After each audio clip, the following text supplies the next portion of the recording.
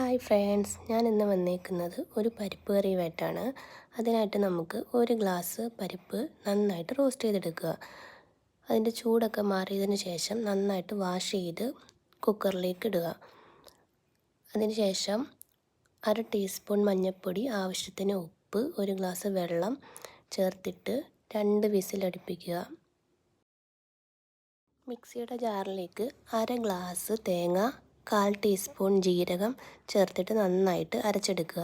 എന്നിട്ട് നമ്മൾ വെന്ത് വെച്ചേക്കുന്ന പരിപ്പിലേക്ക് നന്നായിട്ട് മിക്സ് ചെയ്ത് ചേർക്കുക.